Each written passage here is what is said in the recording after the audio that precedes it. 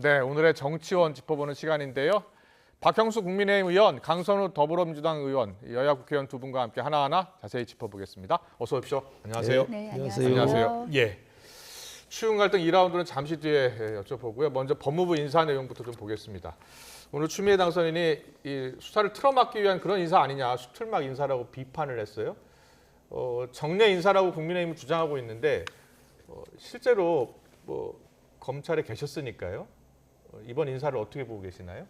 하실 말씀이 많으실 것 같은데 야당에서. 네, 먼저 제가 얘기할까요? 예. 자, 이번 인사는 일단 그 공석이 된 여러 자리들이 있습니다. 검사장 이상 자리들이.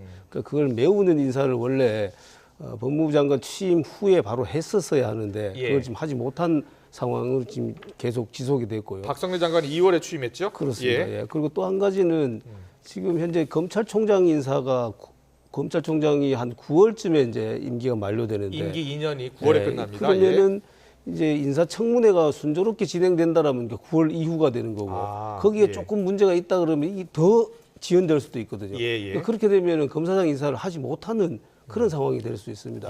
그래서 이 시점에서 검사장 인사를 하고 총장 인사는 이제 원포인트 인사를 아마 하게 되지 않을까 이런 보관들이 좀 있지 않았나 싶습니다. 그렇군요. 근데 이원석 검찰총장이 오늘 기자들 질문에 약 5초간 침묵을 해서 왜 5초간 침묵을 했을까? 근데 뭐 상의는 했다고는 법무부가 발표를 했는데요. 그렇습니다. 예. 근데 뭐 인사권이라는 게 기본적으로 법무부 장관에게 있고 거기에 검찰총장 의견을 개진하는 것인데 검찰총장의 의견이 받아들여지지 않을 수도 있는 것이죠. 그래서 아마도 이원석 총장 입장으로서는 본인이 얘기했던 인사에 대한 의견들이 좀 받아들여지지 않았다라고 좀 판단을 하는 것 같습니다. 그렇군요. 예. 야당은 강도 높게 비판하고 있습니다. 이게 뭐 방탄 인사 아니냐, 그리고 수틀막 인사? 수사를 틀어막기 위한 그런 인사 아니냐라고 강도 높게 비판하고 있는데요. 결론적으로 말씀드리자면 김건희 여사는 성역이다라고 천명한 그런 인사로 보여집니다. 말씀하셨다시피 만약에 그런 공석인 자리를 메우는 인사였다면 검찰총장이 지방 출장을 가서 인사 발표가 나는지 모르고 있다가 급하게 일정을 취소하고 올라와야 되는 그런 인사 발표를 하지는 않겠죠. 그리고 국민과 우리 더불어민주당이 지금 비판하고 있는 지점이 그 공석인 걸 메운 인사를 지금 비판하고 있는 건 아니지 않습니까? 그 이 흐름을 쭉 보시면 이원석 검찰총장이 이제 김건희 여사 관련돼 가지고 수사를 신속하고 단호하게 하겠다고 이야기를 했죠. 그리고 나서 서울중앙지검에서 김건희 여사를 소환할 것이다라는 그런 이야기도 흘러나오기 시작했어요. 그래서 그 수사를 담당하고 있던 그런 검사장급들 다 교체가 돼요. 물론 승진이라는 그런 포장지를 씌웠지만 알고 보면 자천성 인사라고 할 수밖에 없겠죠. 이런 정례적인 인사가 그럼 9개월 만에 이렇게 대대적으로 이루어지는가? 검찰총장 임기 4개월 남겨놓고 검찰총장의 참모급, 검사장급 그런 참모급 인사들도 다 물갈이가 되는가? 이걸 가지고 정례적인 인사라고 할 수 있는가? 저는 국민들께서 과연 그렇게 보실까라는 생각이 들고 그리고 윤석열 대통령은 참 정말 예전부터 그러셨지만 정말 눈치를 안 보신다. 그리고 정말 노골적으로 메시지를 내신다라는 생각이 듭니다. 이게 인사가 이루어진 것이지 수사는 제대로 될 것이라는 그런 국민의힘의 입장도 믿을 수가 없는 것이 결국은 인사가 수사에 대한 그 여러 가지 메시지를 주는 거 아니겠습니까? 그럼 지금까지 수사를 계속 지휘해오던 그런 검사장급들이 싹 교체가 됐는데 그럼 이 수사 상황 파악하는 데만 해도 시간이 걸리잖아요. 신속하고 단호한 수사 이루어질까요? 자, 이원석 검찰총장이요. 오늘 출근길 입장 표명을 하기도 했는데 지난 2일이었습니다. 전담 수사팀 구성을 하고 명품백 수수 의혹 관련해서 철저하고 신속한 수사를 지시했어요. 당시에 여야에서 다 저 수사 배경을 놓고서 여러 이야기가 나왔는데 여당 내에서도 왜 저렇게 전담팀까지 꾸리고 수사를 하지? 이래서 좀 고개를 갸우뚱한 의원들이 있었다고 하더라고요. 당 분위기가 어땠습니까? 그 당시 때는? 뭐 그 당시에 검찰총장의 그런 발언은 저는 통상적이다라고 판단을 했습니다. 그동안 그 총선 때문에 미뤄져 왔던 수사를 지금 시작하는 것이니까 그렇게 얘기한다고 제가 지난번에 그렇게 말씀드렸고요. 지금 뭐 야당에서 이제 수틀막 인사다라고 얘기를 하는데 일단 검사장, 차장 이상 검사장만 교체가 된 것이고 실제 수사를 담당하고 있는 부장과 검사들 수사팀은 전혀 변동이 없습니다. 그래서 수사를 계속해서 할 것이고 저 역시도 지금 이번 수사에 대해서는 이게 조금 인사 시기나 배경에 대한 설명이 좀 부족했다라는 생각은 듭니다. 그렇군요. 제가 아까 말씀드린 바와 같이 이런 공석인 인사, 그다음에 총장 인사와 맞물려서 이렇게 해서 너무 늦어질 수 있다. 이런 설명을 충분히 하고 했더라면은 오히려 이런 오해나 공격이 줄어들 텐데 아무런 그런 설명 없이 인사를 하니까 이거 민정수석실을 부활한 게 이런 것 때문 아닌가? 안 그래도 지금 민주당에서 그렇게 공격을 하고 있는데 지금 그 공격을 도로 받게 생겼다는 거예요. 그다음에 또 총장이 지금 엄격한 수사를 지시했다. 이것도 역시도 아까 제가 말씀드린 그런 통상적인 수사인데 그 발언이 나오고 난 다음에 이렇게 인사를 하니까 거기에 대한 어떤 다른 차원의 어떤 인사 조치 아닌가. 이렇게 그렇군요. 오해를 살 수 있는 여러 부분도 있습니다. 이런 부분들은 충분히 설명을 했어야 된다고 생각합니다. 그렇군요. 그 이원석 검찰총장이 지난 2일 그 명품백 수수 의혹 관련해서 전단팀 구성하고 철저한 수사 이렇게 지시했더니 민주당에서는 좀 의혹의 눈길을 보냈잖아요. 특검 수사 방해하려는 것 아니냐. 이제 특검법이 입법이 되게 생겼으니 검찰 입장에서도 수사를 하지 않으면 안 되는 그런 상황으로 내몰린 것이죠. 그래서 이제 수사를 그렇게 적극적으로 하겠다라고 이야기를 하자마자 진짜로 하겠는데? 그런 생각이 들었겠죠. 그리고 불안하고 조급하지 않았겠습니까? 전혀 불안함이 없고 그래 수사로 명명백백하게 밝혀 아무 의혹도 없어 다 거짓이야였으면은 그대로 흘러가게 뒀겠죠. 근데 굉장히 급하게 그리고 거칠게 지금 브레이크를 확 밟은 거잖아요. 이게 만약에 의원님 말씀하셨다시피 차분하게 정례적인 인사였으면은 최재형 목사 소환 당일날 이렇게 인사 발표를 하겠습니까? 검찰총장이 지방으로 출장을 가서 그 이후에 일정을 취소하고 올라왔다니까요. 이런 식의 하겠냐고요. 그 부분은 이렇습니다. 그 부분은 법무부 장관과 그 검찰총장이 인사 협의를 하고 아마 그 검찰총장은 인사 시기를 조금 늦춰달라는 취지로 얘기를 했던 것 같아요. 그러면은 검찰총장 입장으로서는 그렇게 의견이 반영될 걸로 알고 지방 출장 일정을 잡아놨는데 그렇습니다. 그 시기가 이렇게 빨라진 거죠, 본인 생각보다. 그렇게 해서 올라온 것이지 전혀 예측하지 못한 상황에서 인사가 갑자기 발표나고 올라오고. 와이튼 취재기자 전화기로는 정례적인 인사였으면은 그 요청이 받아들여졌겠죠. 일단은 그랬다는 겁니다. 그 인사는 협의했는데 시기가 뭐 어제였는지는 몰랐다는 그런 취지로 이야기를 하고 있어요. 그리고 인사권은 물론 법무부 장관에 있지만 검찰총장과 협의를 하게 돼 있는 거죠. 알겠습니다. 자, 이원석 검찰총장 올해 9월 교체될 예정으로 전해지고 있는데요. 오늘 아침 출근길 모습부터 다시 한번 영상으로 만나보고 이야기 더 나눠보겠습니다.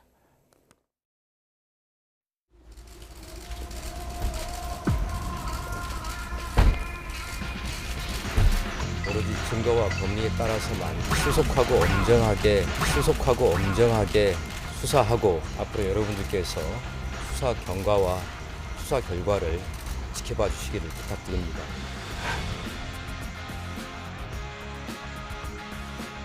제 아내의 그 현명하지 못한 처신으로 국민들께 사과를 드리고 있습니다.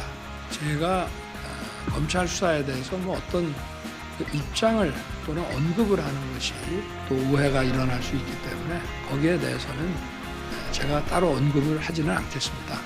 2022년부터 6년째 서울중앙지검장을 지낸 송경호 검사장은 부산고검장으로 발령됐습니다. 김 여사의 명품 가방 의혹 수사팀을 산하해둔 김창진 1차장은 법무연수원 기획부장으로. 특히 이제 김건희 세력에 대한 불만이 검찰에서 있을 수 있다. 한동훈을 중심으로 한 이원석, 송경호, 김건희 수사를 하면서 개과시를 하고 있는 것 아닌가. 검찰총장이 최근 김 여사 관련 의혹에 대해 신속한 수사를 지시한 가운데 새로운 서울중앙지검장이 정치적으로 민감한 사건을 두고 어떤 리더십을 보일지 주목됩니다. 어제 검찰 인사 있었는데 총장님과 충분히 사전 조율 거친 게 맞습니까? 어제 단행된 검사장의 인사는 제가 이에 대해서 더 말씀드리지 않겠습니다. 인사는 인사이고 수사는 수사입니다.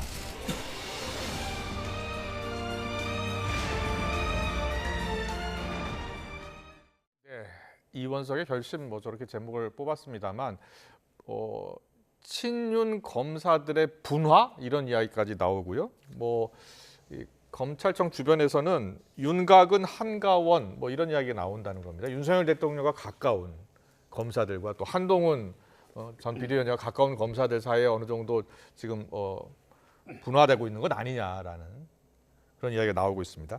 그래서 궁금한 게 오늘 송경호 전 서울중앙지검장이 부산 고검장으로 이제 발령이 났잖아요. 그리고 전주지검장이었던 이창수 지검장이 이제 올라오는 거예요. 근데 이창수 지검장이 윤석열 대통령의 대변인 역할, 임 역할을 했었다면서요. 굉장히 가까운 사이인가 봐요. 당연히 가까운 사이죠. 예. 그런데 거꾸로 이렇게 한번 물어보겠습니다. 예. 송경호 중앙지검장은 윤석열 대통령과 가까운 사이 아닌가요? 처음에 송경호 중앙지검장 임명할 때 야당에서 얼마나 공격을 많이 했습니까? 네. 다 친윤 일색인 그렇게 포진시킨다고 공격했잖아요. 그렇습니다. 마찬가지로 다 지금 이창수 검사장이나 송경호 검사장이나 같이 근무를 하다 보면 가까운 사이죠. 이원석 검찰총장도 윤석열 대통령이 총장 시절에 처음에 인사를 대검 기획관으로 인사 발령했던 사람이었죠. 이원석 총장도요. 예. 그럼에도 불구하고 지금 일단은 이창수 서울중앙지검장 임명을 놓고서 이거 혹시 수사를 좀 제대로 하지 않기 위해서 하는 거 아니냐라고 이제 민주당은 계속 생각하고 있는 거죠. 이창수 신임 중앙지검장 같은 경우에는 당시에 추미애 법무부 장관 당시에 이제 윤석열 검찰총장 징계를 밀어붙일 때 그 당시에 이제 대변인이었던 것이죠. 그러니까 누구보다 윤석열 대통령과 가까울 것이고 그리고 신복이라는 그런 평가를 받으시는 분이죠. 그렇기 때문에 민주당과 그리고 국민께서 그런 의혹의 눈길을 보내시는 거예요. 송경호 그 중앙지검장이 소환 조사할 수도 있다 이런 분위기가 흘러가고 난 다음에 바뀌었단 말이에요. 그러면은 그 처음에 가까웠던 관계 그대로 그 김건희 여사 수사에 관한 입장이 이렇지 않았다면 과연 교체가 됐을까에 대한 의문이 계속해서 남을 수밖에 없는 거예요. 가까웠다 안 가까웠다에 대해서 비판을 하고 하지 아니하고 그런 것이 아니고요. 그러면은 과연 이 교체의 이유가 어느 누가 봐도 좀 물음표가 드는데 이분이 계속해서 이 수사를 잘 해나갈 수 있을까? 국민들은 불안한 거죠. 그리고 그 불안한 마음은 분노로 바뀔 거예요. 시간 얼마 걸리지 않아요. 그러면은 뭐가 더 생기느냐? 특검에 대한 정당성. 특검을 해야만 한다라는 여론이 더 커질 수밖에 없어요. 저는 이번 검찰 인사 윤석열 대통령의 자충수라고 생각합니다. 그런데 이제 그 부분에 대해서 야당의 입장에 대해서 제가 한 말씀 드리자면 그러면은 이렇게 검찰총장이 신속 수사를 지시하고 했을 때 야당이 환영했습니까?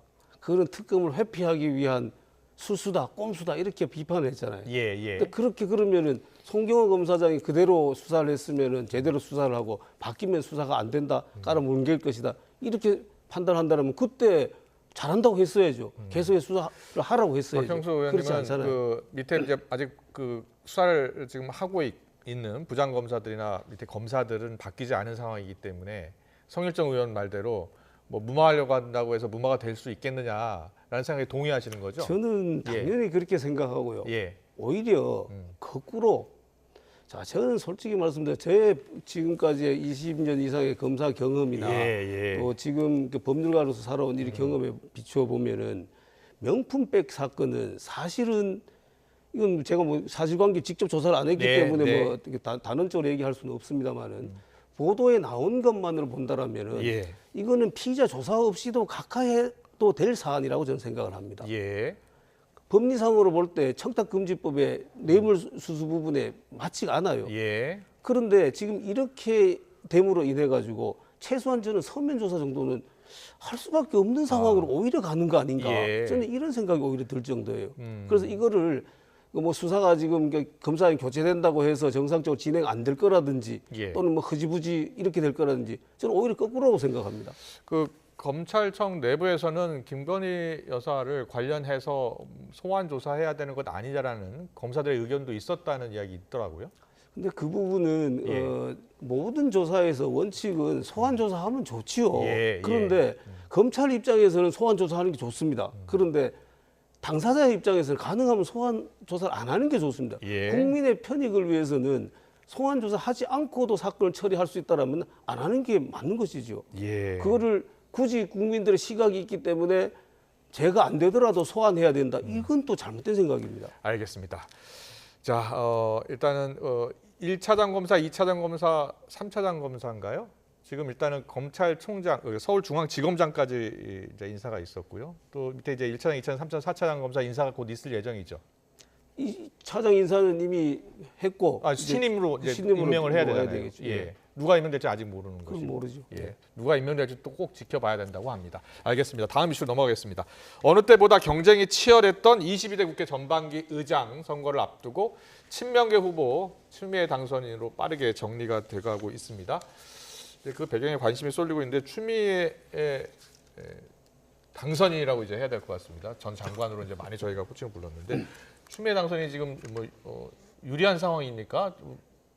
어떻게 지금 뭐 국회의원 되셨으니까 이제 재선이시니까 투표하셔야 될 거 아니에요, 그죠? 사실 이 당내 선거가 예측이 가장 어렵긴 해요. 그래요? 그래서 예. 원내대표 선거 결과가 예측이 가장 어렵고 예. 그리고 국회의장 선거도 사실 당내 선거지 않습니까? 예. 그래서 예측이 굉장히 어려운 상황인데 근데 이게 이제 그 많던 후보들이 어느 정도 좀 숫자가 정리가 되고 나니까 그에 대해서 비판적인 그런 목소리를 내시는 분들도 계신 것 같아요. 예. 근데 좀 복기를 해보면은 사실은 국회의장 후보가 이렇게 많았던 적이 좀 이게 오히려 이례적인 거죠. 그래서 그 이전을 좀 살펴보면은 이렇게 후보 등록이나 아니면은 공공연하게 이런 출마의 변을 밝히기 전에 조금 교통 정리가 됐었던 경우들이 많다. 그러니까 어느 시기든지 간에 후보들끼리 좀 단일화를 하거나 아니면은 내가 출마를 좀 하려다가 철회를 하거나 이런 일들은 언제든 있어 왔었던 거예요. 예. 그리고 국회의장뿐만이 아니라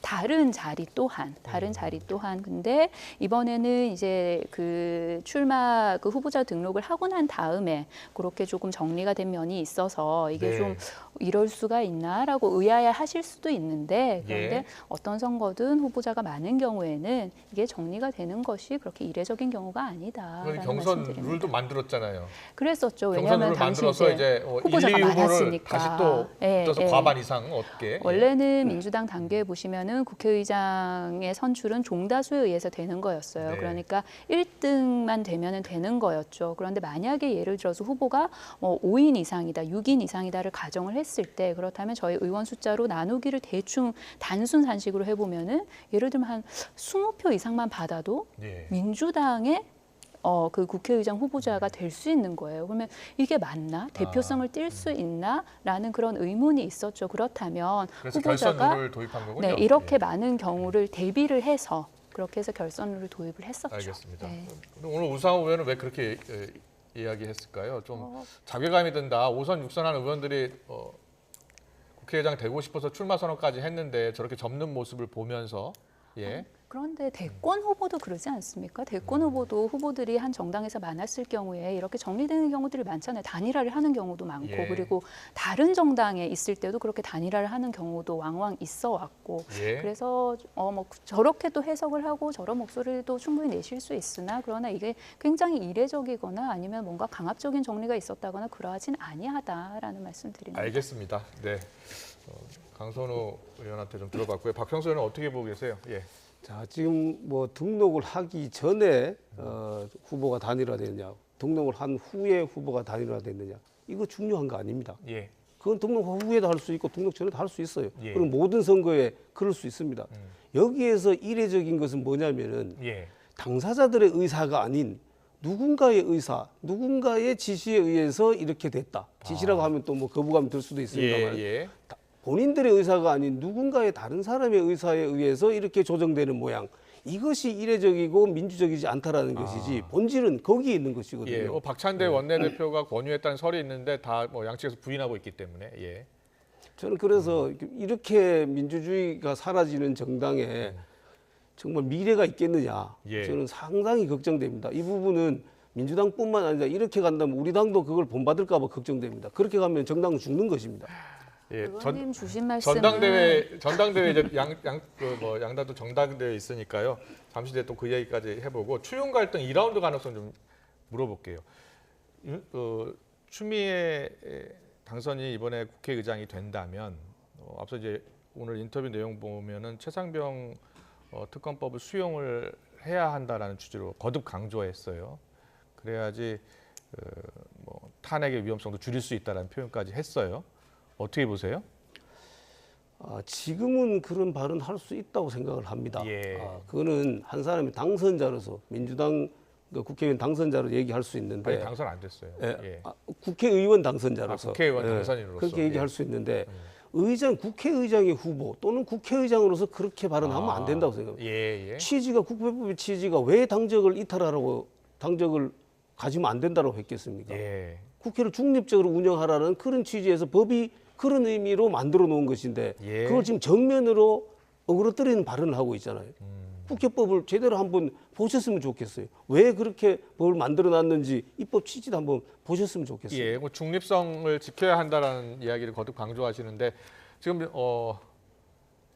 야당의 국회의장 후보들은 중립성도 중요하지만 또 개혁성, 민심이 더 중요하다라는 취지로 계속 이야기하고 있는 거잖아요.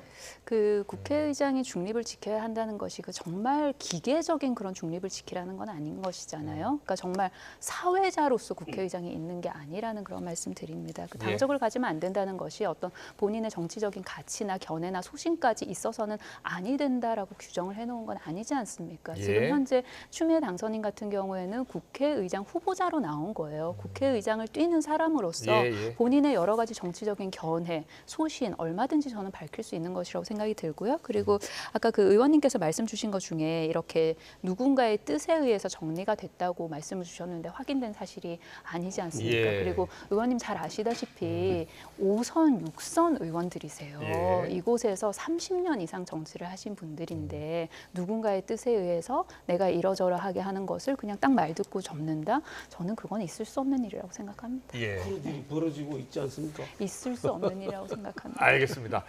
자, 이재명 대표가 모레 복귀할 것으로 지금 예상이 되는데 이재명 대표가 복귀를 하면서 연임 이야기가 다시 또 민주당 내에서 나오고 있는데 결단을 내려달라라는 목소리가 보니까 나오더라고요.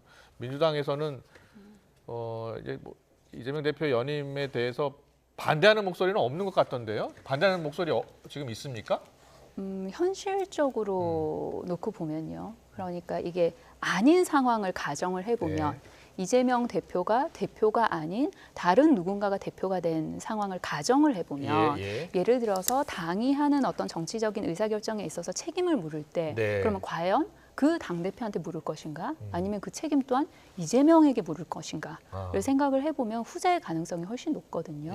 그리고 이번 총선 민심의 결과는 윤석열 정권 심판이었잖아요. 그럼 윤석열 정권 심판을 다시 정당의 입장에서 해석을 하면은 정권을 바꾸라는 얘기인 거예요. 그러면은 그 정당 입장에서는 그 정권을 바꾸기 위해서 우리가 정권을 다시 찾아오기 위해서 가장 효율적인 방법을 선택할 수밖에 없어요. 그러면 그 민심을 윤석열 정권을 심판할 그 민심을 가장 단단하게 가장 크게 누가 구심점이 돼서 뭉칠 수 있느냐. 저는 그 판단이 기준이 돼야 된다고 보고 그리고 그 물음에 있어서 지금 현재로서는 이재명 대표다라는 답이 가장 선명하지 않나라는 생각입니다.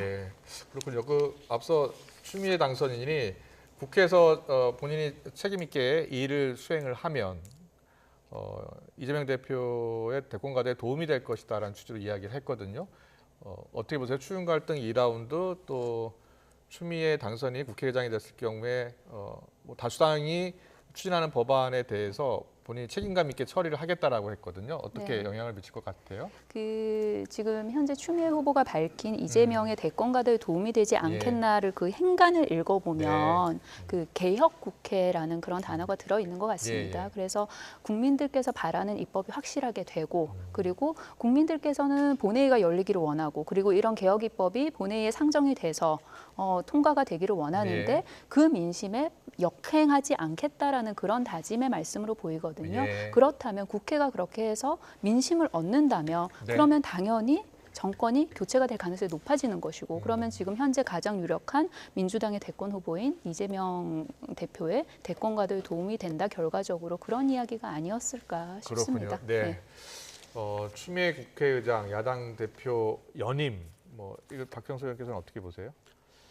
자, 일단 이 말씀부터 시작을 해야 될 것 같습니다. 민주당에서는 지금 총선 민심을 굉장히 잘못 이해를 하고 있습니다. 지금도 지금 말씀하실 때 총선 민심이 정권을 바꾸라는 것이다 라고 얘기를 하시거든요. 총선 민심이 정권을 바꾸라는 것으로 이해하기 때문에 탄핵 얘기까지도 나오는 겁니다. 아닙니다. 총선 민심은 정권을 견제하고 비판하라는 것입니다. 그걸 제대로 이해를 하셔야 되는데 예. 많은 민주당 의원님들께서 저렇게 이해를 하시니까 아까 말씀하신 것처럼 이재명 대표의 연임 역시도 그 목적에 충실하다면 할 수 있다. 추미애 국회의장도 그 목표에 충실하다면 개혁 국회의장이 돼야 된다. 예. 중립성 조항이 뭐가 아무것도 필요 없다.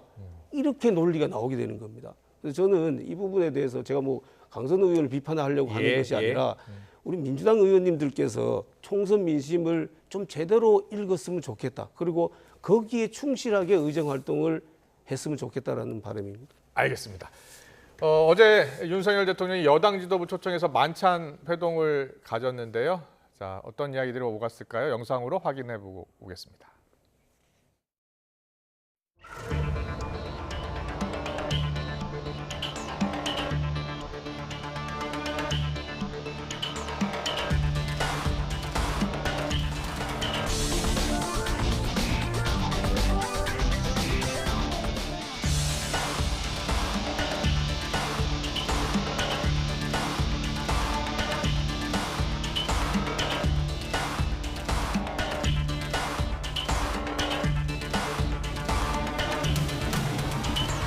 이제 결심이 아직 확고하게 어떻다라는 것은 표명은 안 했지만 마음은 기울지 않았나 이런 생각이 들 정도입니다.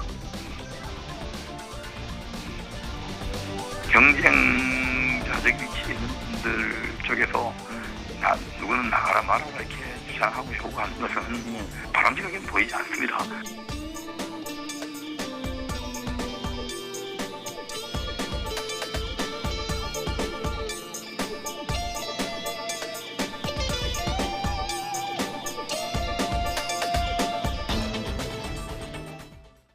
박형수 의원 또 당선인 나와 계시니까 또 자세히 물어볼게요. 먼저 경선 룰이요. 아직 결정은 안 됐습니다만 지금 당원 100%인데 여론조사 반영을 할지를 놓고서 고심하고 있다면서요. 어떻게 될 것 같습니까?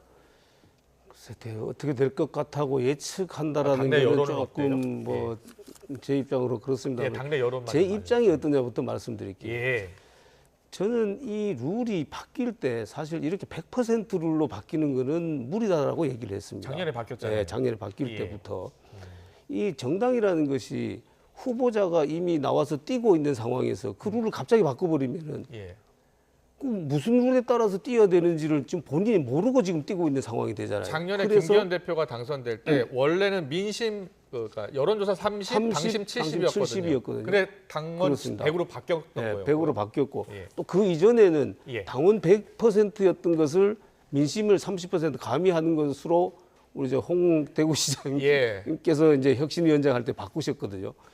저는 그때 이렇게 갑자기 이렇게 바뀌는 것은 맞지가 않다. 맞지 않다. 그렇기 때문에 조정하더라도 어느 정도 비율로 8대2로 한다든지 뭐 예를 들어서 당원들의 비중을 높이자고 한다라면 이렇게 가야 되지.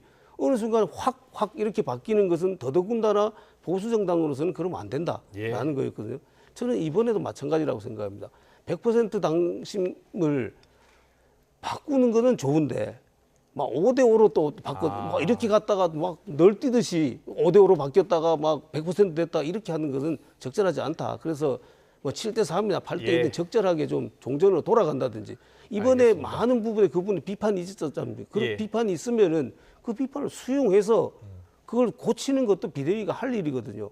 그래서 그런 부분들을 충분히 좀 논의를 하고 당원들 또 국회의원들 또는 낙선자들 전체 얘기를 좀 들어서 이번에 결정을 하고 전당대회를 치렀으면 좋겠습니다. 알겠습니다. 두 번째 한동훈 전 비대위원장 지금 이상민 의원은 출마 쪽으로 기울이지 않았나 이렇게 생각한다라고 하던데. 글쎄요, 그분은 뭐 어떤 루트를 통해서 그 얘기를 들었는지 모르겠습니다. 저로서는 이제 그런 얘기를 뭐 들은 바는 없는데 저는 그게 과연 당으로서 바람직한지는 조금 생각해봐야 될 것 같습니다. 우리가 어느 순간에 예전에는 뭐 대선에서나 이렇게 패하면은 뭐 외국 갔다 있다 오고 몇 년 동안 정치를 성찰하고 이러고 또 다시 또 등판한 경우도 있었습니다만 이게 너무 빨라지는 것 같아요. 이게 언제부터 시작됐는지 뭐 굳이 뭐 연을 따지지는 않겠습니다만, 근데 최근 들어서 그게 너무 빨라져서 이게 과연 정치가 국민들한테 좀 반성하고 성찰하는 모습을 보인다 이렇게 인식될 수 있을까? 저는 그런 측면에서 우리 당이라도 좀 그런 모습을 좀 보여줘서 정치가 좀 진지한 이런 모습을 국민들한테 좀 각인시켜줬으면 좋겠다 그런 생각. 한동훈 전 위원장이 원희룡 전 장관 만난 것은 어떻게 보세요?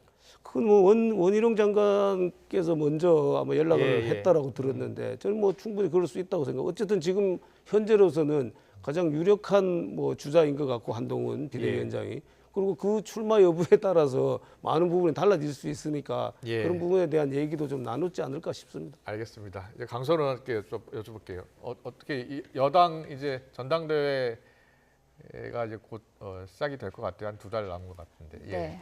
그 아까 우리 의원님께서 민주당이 총선 민심을 잘못 읽고 있다고 하셨는데 저는 국민의힘이 좀 그런 것 같아요. 그러니까 한동훈 비대위원장 같은 경우는 비대위원장이 당대표잖아요. 당대표잖아요. 그러면은 총선에서 참패한 당대표예요. 근데 몇 개월 후에 있는 전당대회에서 한동훈 위원장이 다시 거론이 된다? 이게 국민의힘이 과연 민심을 제대로 읽은 것인가? 라는 그런 의문이 들고요. 그리고 제가 아까 같은 생각이신 것 같은데 그거는. 국회의장 관련해가지고 중립이고 뭐고 아무것도 필요 없다 그런 취지로 말씀드린 건 아니고요. 이 중립이라는 단어에 대해서 어떤 조작적 정의가 얼마든지 달라질 수 있다라는 그런 취지에서 드렸던 말씀입니다. 어제 윤 대통령과 여당 지도부 만찬 때 여러 이야기가 나왔을 텐데 이 특검 또 거부권 행사 관련 이야기도 나온 것으로 전해지고 있거든요. 거부권이야 윤석열 대통령이 지금까지 끊임없이 행사를 해왔고 그리고 저는 관련해가지고 윤석열 대통령이 크게 입장이 달라지지 않을 거라고 생각을 합니다. 그렇다면 이제 키를 쥐고 있는 것은 국민의힘이에요. 저는 국민의힘이 정말로 전향적으로 특검 받아야 된다고 생각을 합니다. 협조해야 된다고 생각을 합니다. 김건희 여사의 여러 가지 의혹도 물론 이건이와요. 특히나 이 해병대원 최해병 사건 같은 경우에는 우리 아들이 군대에 가서 그 뭐가 떠내려오는지 모르는 물이에요. 장갑차가 못 버티고 나간 곳이에요. 거기에 구명조끼 하나 입지 못하고 해병대 빨간 티셔츠 보이는 채로 해가지고 해서 들어갔다가 목숨을 잃었어요. 근데 왜 죽었는지 어떻게 죽었는지 누가 명령을 내렸는지 이후에 수사는 어떻게 됐는지 몰라요. 거기에 관여가 되어 있다고 추측이 되는 사람들 이종섭 전 국방부 장관 호주 대사로 갔다가 들어왔어요. 그리고 심지어 총선에 공천을 받아서 나간 분들도 계세요. 이런 사건이에요. 이거에 대해서 대통령은 뭐 거부를 하든 말든 저는 국민의힘은 정말로 그러면 안 된다고 생각해요. 국민의힘 얘기가 나왔으니까 자, 최상병 특검에 대해서는 일단 이 설명부터 드릴게요. 지금 방금 말씀하신 최상병의 사망의 원인이 되는 그 수사에 대해서는 어느 누구도 반대하지 않습니다. 거기에 누가 관련돼 있고 무슨 국방부 장관이 관련돼 있든지 뭐 아니면은 뭐 해병대 사령관이든 1사단장이든 누구든 아니면 뭐 소대장이든 누구든 거기 관련돼 있다면은 엄정하게 처벌하고 수사해야 된다는 거예요. 아무도 반대하지 않아요. 거기에 지금 이제 소위 말하는 외압 부분이라는 부분이 있지 않습니까? 이 부분은 중립성이 갖춰지지 않은 특검을 했을 때는 굉장한 부작용이 일어날 수 있다는 겁니다. 그래서 지금 정말로 민주당이 저렇게 생각하신다면 지금 국민의힘과 합의해서 일단 먼저 그러면은 최상병의 사망 원인을 규명하는 특검 통과시키면 됩니다. 그리고 그 후에 외압 부분에 대한 그 특검은 중립성을 충분히 갖추고 난 다음에 하자. 재논의할 수 있거든요. 그러니까 이렇게라도 하면은 저는 정치가 국민들한테 좀 좋은 모습을 보여주는 거 아닐까 싶습니다. 이걸 한꺼번에 묶어서 특검 추천 자체를 민주당이 하도록 하고 그중에서 대통령이 고르게만 하면 이런 독소 조항이 있는 상황에서는 우리 당이나 정부에서는 받아들일 수가 없는 것이죠. 알겠습니다. 이 이슈 외에도 지금 불거진 라인 사태 있잖아요. 라인 사태 대응이 너무 미흡한 거 아니냐고 야당에서 계속 이야기를 하고 있어요. 어제 뭐 대통령실 입장이 나왔는데요. 좀 더 적극적인 조치를 취했어야 된다라는 야당 주장에 대해서는 어떤 생각이세요? 자, 기본적으로 이 문제는 저는 이렇게 생각을 합니다. 이건 개별 기업이 민간 기업이 회사를 어떤 방향으로 운영을 할 것인가, 이걸 매각을 해서 다른 사업에 투자를 할 것인지, 아니면 지금 뭐 구체적인 얘기까지 나옵니다. AI 부분에 투자를 할 것인지, 아니면은 이 부분 일본 부분에 대해서는 일본의 경영권을 넘기고 동남아 부분에서 경영권을 확보한다든지 이런 여러 가지를 지금 고민을 하고 있다라고 들었어요. 라인이 거기서 일본에서 투자를 했고 그 추가 투자 여부라든지 매각 여부를 스스로 결정하는 게 아니라 일본 정부에서 압박을 그렇습니다. 가했다는 게 그게 문제잖아요. 그 부분은 저는 충분히 우리도 대응을 해야 된다고 생각해요. 그래서 그 부분에 대한 대응이 좀 늦었다. 이런 부분에 대해서도 우리는 그런 비판을 좀 받을 필요가 있다고 생각합니다. 과기부 장관이 차관이 또 나와서 설명을 하면서 일본의 입장에서는 뭐 지분 매각이 아닌 그런 표현은 없었다고 하는데 그렇지 않거든요. 자본관계 재조정이라는 말이 그 말이거든요. 근데 그거를 그렇게 설명을 하거나 또는 대응이 좀 늦었다라는 부분에 대해서 우리는 그 부분에 좀 단호하게 대처를 했어야 된다. 그 부분에 대해서는 최소한 이 자본관계 재조정이라는 거는 이거는 민간의 영역에 우리가 정부가 관여하는 거 아니냐. 그렇게 관여한다라면 우리가 자시하지 않겠다. 이 정도의 성명이나 발표는 좀 일찍 나왔어야 된다. 알겠습니다. 여당에서는 여야가 좀 머리를 맞대서 좀 대응을 더 하는 게 어떻겠느냐라는 이야기까지 나왔는데요. 그러니까 이 일을 기업 간의 일로 치부를 해버리면은 아무런 답이 안 나옵니다. 기업 간의 일이 아니지 않습니까? 그 사기업 간의 그 서로 예를 들어서 이런 거를 뭐 M&A를 하자든지 이런 걸 매각하자든지 그 기업 간의 대화로 시발된 일이 아닌 거잖아요. 일본 정부가 행정 조치를 해요. 왜 뭐를 빌미 삼아서 개인정보 유출을 빌미 삼아서 그러면 만약에 개인정보 유출이 문제였다면 그에 상응하는 대응을 하면 되죠. 예를 들어서 뭐 가진금을 매긴다든지 아니면은 뭐 안보 관련해 가지고 조치를 더 강화하라든지 그런 게 아니잖아요. 갑자기 주식을 팔아라 말아라 이런 이야기를 한 거예요. 그러면은 일본 정부가 도대체 왜 어떻게 이럴 수가 있느냐. 대한민국과 일본의 외교 지형이 완전히 기울어져 있어서 그렇습니다. 이게 굉장히 새로운 일 같죠. 그렇지 않아요. 교과서 문제, 과거사 문제, 후쿠시마 오염수 문제, 그리고 이번에 네이버 문제까지 이게 한 번 기울어지면 외교 지형이 한 번 기울어지면 계속해서 외교 공세를 할 수밖에 없어요. 어떻게? 형태와 강도를 달리해서. 저는 이번 일에서 끝날 거라고 보지 않아요. 일본은 이렇게 외교 지형이 기울어져 있으면은 어떤 다른 의제에 관해서도 이런 비슷한 조치를 할 확률이 굉장히 높다. 그래서 대한민국 정부 지금 이제라도 정신 차리지 않으면 큰일 난다라는 말씀 드립니다. 네, 알겠습니다. 오늘 대통령실 라인 야후 사태에 대해서 일본 정부가 자본 구조와 관련해서 네이버 의사에 배치되는 불리한 조치를 취하는 일이 없도록 절대 없애야 한다는 점을 강조했다는 뉴스까지 들어와 있네요. 알겠습니다. 오늘 말씀 여기까지 듣겠습니다. 잘 들었습니다. 지금까지 박형수 국민의힘 의원, 강선우 민주당 의원과 함께했습니다. 고맙습니다. 네, 고맙습니다.